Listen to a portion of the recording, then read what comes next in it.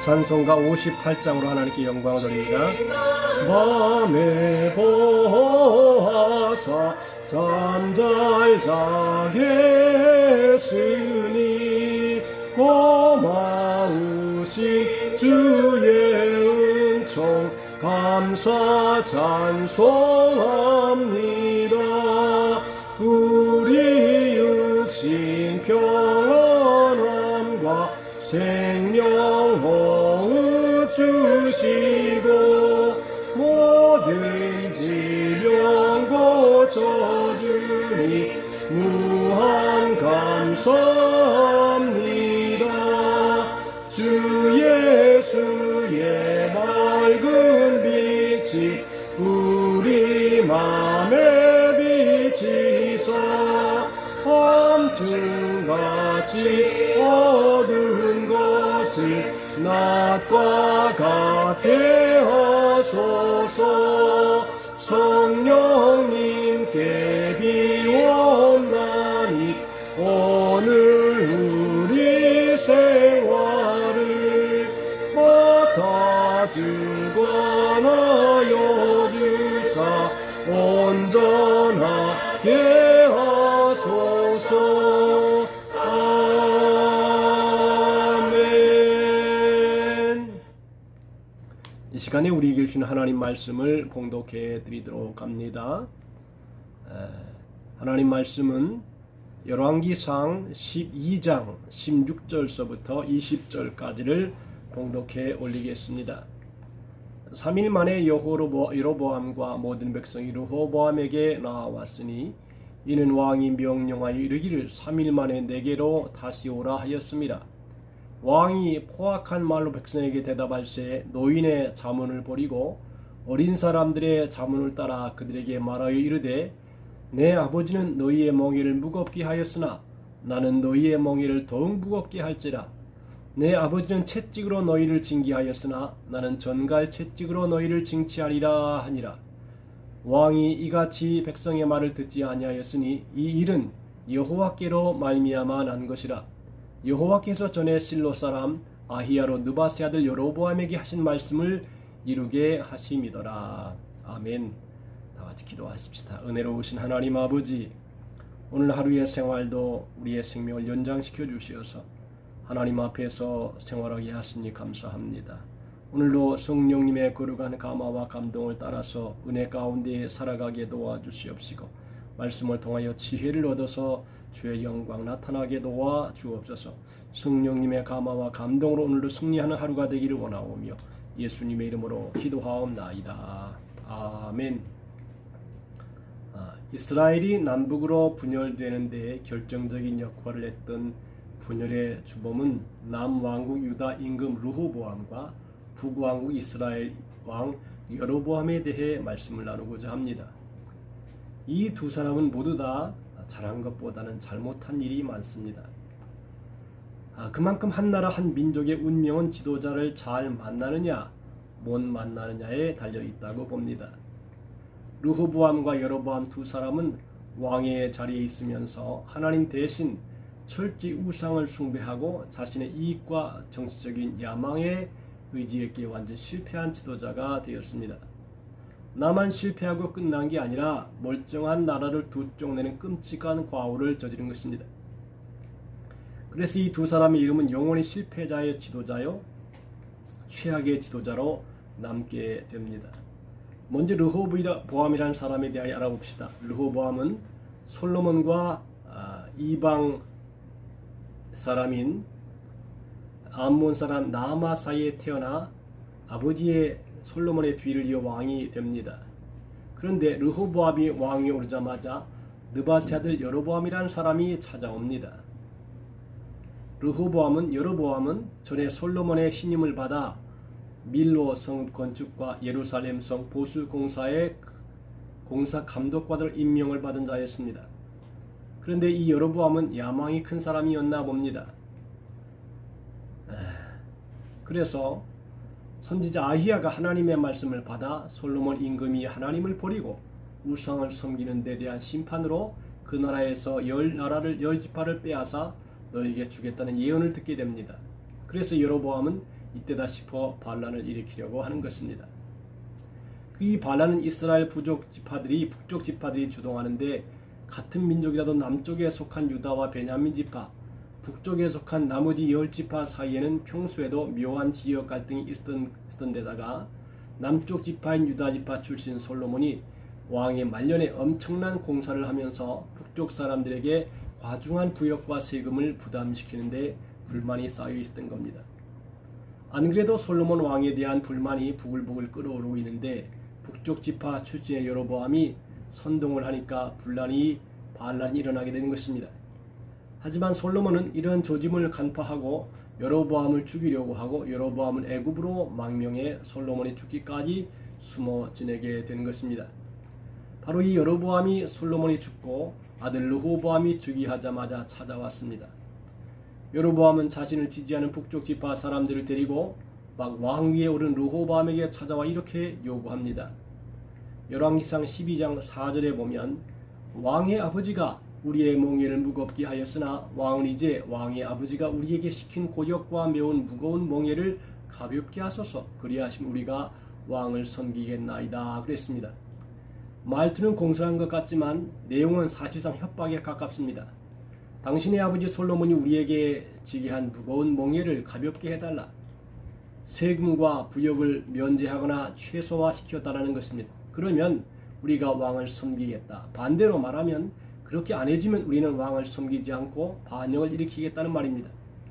사실상 최후의 통첩이라고 할 수 있습니다. 먼저 르호보암은 아버지 솔로몬 때부터 왕을 섬겨왔던 노인들, 경험이 많고 경륜이 있고 지혜가 풍부한 원로들에게 물어봅니다. 여로보암이라는 자가 찾아와서 이런 소리를 하는데 어떻게 하면 좋겠습니까? 그러자 역시 경험과 지혜가 풍부한 그들은 이렇게 충고를 하게 됩니다. 왕께서는 이 기회에 백성들을 섬겨주고 그들의 말을 잘 들어주면 그들은 틀림없이 왕을 영원히 잘 섬기게 될 것입니다. 그런데 르호보암은 이 원로 대신들 말을 안 듣고 자기와 함께 자란 젊은 그룹들, 즉 대신 중에 신진 세력들에게 다시 묻습니다. 원로 대신들의 말이 마음에 안 든 거겠지요. 아니나 다를까 경험도 지혜도 부족하고 혈기만 왕성한 이 젊은 대신들에게 대답합니다.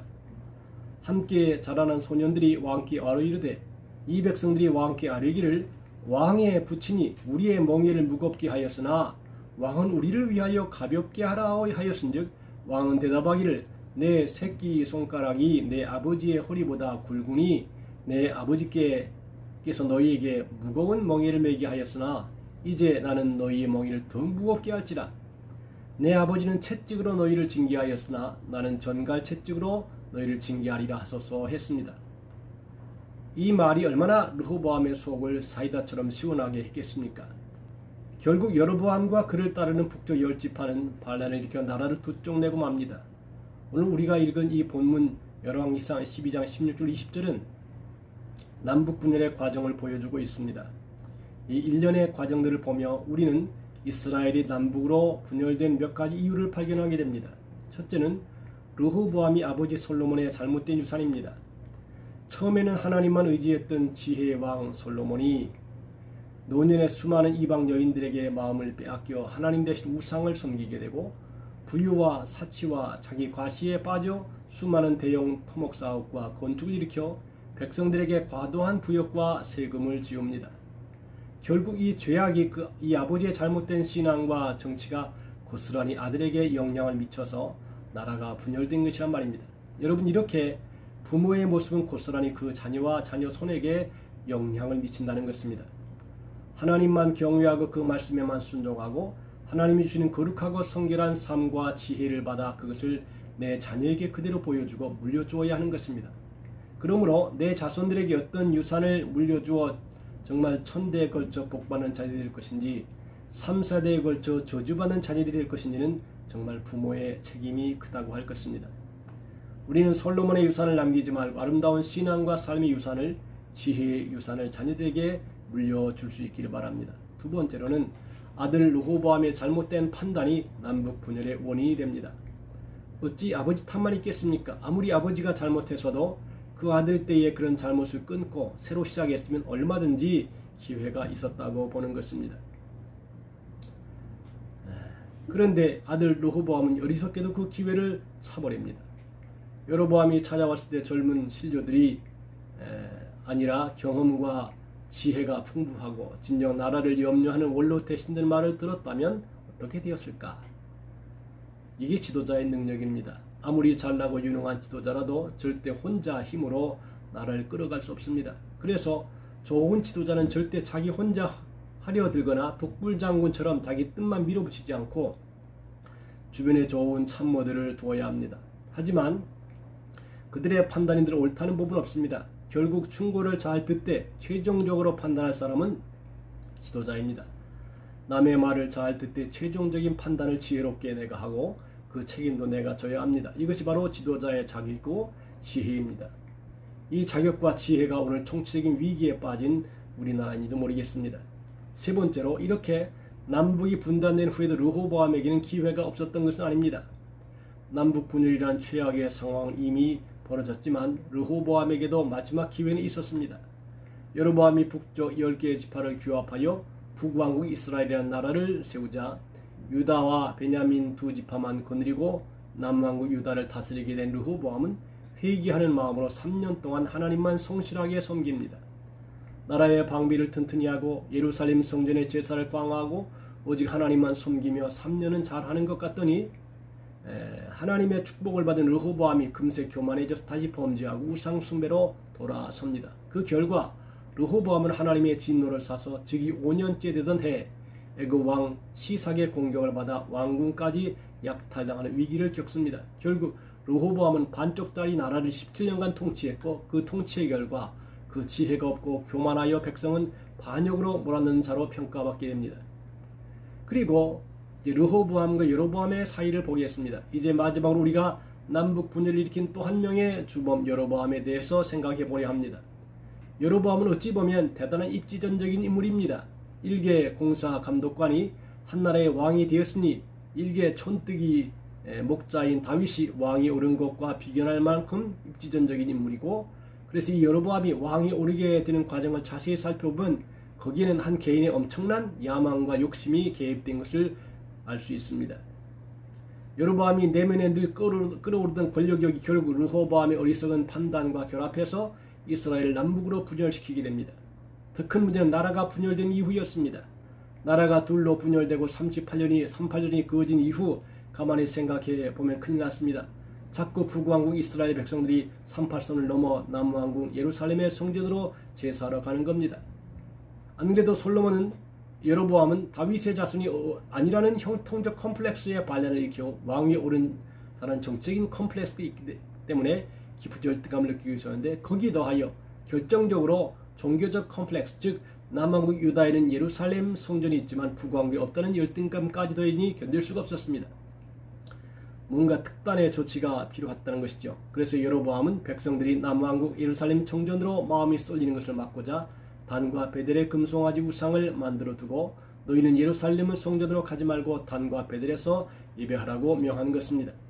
또한 7월 15일에 장막절은 8월 15일에 바꾸어 지키게 하므로 절기와 율법을 파괴하고 레위인이 아닌 자로 제사장을 삼아 제사를 드리게 하고 산당을 만드는 등 하나님의 법을 파괴하고 우상 숭배 앞장서 엄청난 범죄를 저지릅니다. 결국은 하나님의 시심을 받아 비참한 최후를 맞게 되었다는 것입니다. 이렇게 내 욕망 때문에 나라를 두 쪽 내더니 나라의 첫 단추도 잘못 꿰어 온 나라를 우상 숭배과로 만든 여로보암, 그 역량이 한 사람대로 끝나지 않고 그의 뒤를 이은 북왕국의 왕들은 대대로 나라가 망할 때까지 초대왕 여로보암의 길로 걷고 같은 죄를 범하게 됩니다. 그래서 북왕국 왕들 이름 앞에는 전부 이런 수식어가 붙습니다.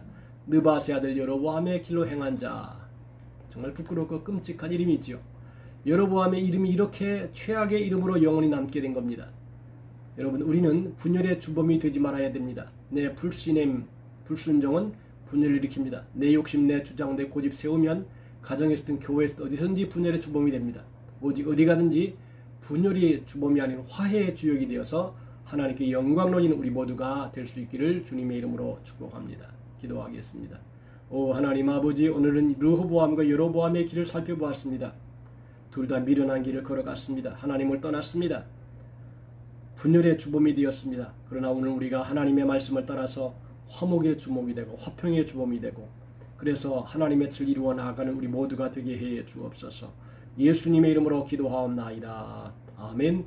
하늘에 계신 우리 아버지여, 이름이 거룩히 여김을 받으시오며 나라 임하옵시며 뜻이 하늘에서 이룬 것 같이 땅에서도 이루어지이다. 오늘날 우리에게 일용할 양식을 주옵시고 우리가 우리에게 죄 지은 자를 사하여 준 것 같이 우리의 죄를 사하여 주옵시고 우리를 시험에 들게 하지 마옵시고 다만 악에서 구하옵소서. 대개 나라와 권세와 영광이 아버지께 영원히 쌓옵나이다. 아멘.